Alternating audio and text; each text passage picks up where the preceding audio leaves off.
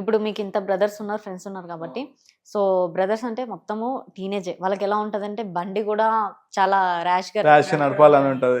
So ఎన్నో cases జరుగుతున్నాయి. So వాళ్ళందరికి మీరేం చెప్తారు? వాళ్ళందరినీ నేను చెప్తా అంటే, ఇప్పుడు చాలా మందికి ఏముందంటే వీడేంది నాకు చెప్పేది అనుకుంటారు ఎవరైనా.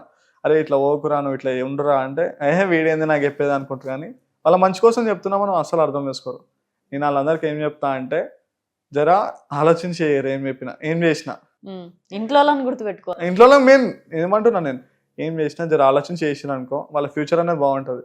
నువ్వు ఆలోచించకుండా ర్యాష్ డ్రైవింగ్ చేస్తావు, కింద పడతావు, తర్వాత ఎవరికి పోదా, నీ చుట్టాలు రారు, నీ దోస్తులు రారు, ఇంట్లోనే వస్తారు. జర ఏం చేసినా జర జాగ్రత్త పోయి మంచిగా ఉండమని చెప్తాను నేను. కానీ పడేదాకా ఎవరికి తెలియదు కదా, పడేదాకా ఎవరు తెలియదు. అది ఎవరు వినరు. ఇప్పుడు ఏమంటా, ర్యాష్ డ్రైవింగ్ పోతే ఏదో ఒక స్టంట్ అయితే అని వాళ్ళకి తెలుసు. ఆ స్టంట్ కావద్దంటే మెల్లపోతే అయిపోతుంది కదా. వెళ్ళేం చేస్తా, అరే నేనే బై రైడర్ని, నేను ఇగ్గుతూనే అవుతుంది అంటే ఏమైతే లాస్ట్ కింద పడిపోతుంది. నేను ఈ విషయం అయితే మీరే చెప్పండి, చుట్టాలు ఫ్రెండ్స్ వస్తారా? ఎవరు రారు. ఇంట్లో తప్ప ఎవరు రారు. మహా అంటే దోస్తులు వస్తారేమో చూడడానికి, వచ్చి నీకు సేవ చేయలేరు కదా. అవును, ఇంట్లోనే చేస్తారు. ఓకే, నిజంగా మీ అంటే మీకున్న బ్రదర్స్ బాండింగ్ కానీ, ఇలా కేసెస్ కానీ, వాళ్ళ లవ్ స్టోరీస్ కానీ ఇవన్నీ ఉంటాయి కదా, మరి లవ్ విషయంలో ఎలా ఉంటుంది? లవ్ విషయంలో ఎట్లా అంటే, ఓకే నేను ఫుల్ సపోర్ట్ చేస్తాను లవ్ విషయంలో. ఎందుకంటే అంటే అబ్బాయి అమ్మాయిని లేపుకొని వచ్చేస్తా అంటాడు, ఓకే అంటారా? చేసేస్తాను నేను. వాళ్ళు ఆ అమ్మాయికి ఓకే అయితే నేను చేసేస్తాను. వాళ్ళ ఇంట్లోతో నేను మాట్లాడతా పక్క. ఎవరైతే అమ్మాయిని తీసుకొచ్చారో వాళ్ళ ఇంట్లోతో మాట్లాడతా. జరిగినాయి ఇప్పటిదాకా ఏమన్నా ఇలా?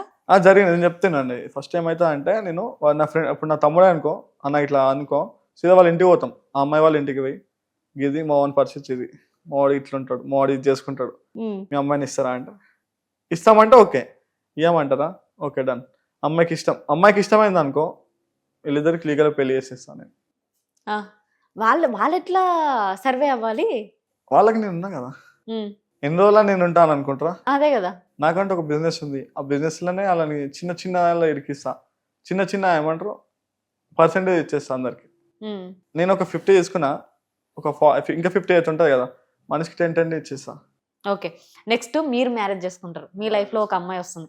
సో తను చాలా కమర్షియల్ గా మాట్లాడొచ్చునేమో. ఒకటే చెప్తా అమ్మాయికి, ఒకవేళ ఫ్యూచర్ లో అయినా ఇంటర్వ్యూ ఇస్తాను నాకు తెలుసు, ఒకవేళ ఆమె అట్లాంటి క్యారెక్టర్ అమ్మాయి వచ్చింది అనుకో, ఒకటే చెప్తా, నాకు చిన్నప్పటి నుంచి వేలు సార్, నువ్వు వచ్చినావు, నేను కాదన్నాను, ఎప్పటికైనా లైఫ్ టైం ఉండదు నువ్వే, బట్ నేను వీళ్ళని కాదనుకోని నేను ఏం చేయలేనని చెప్తా.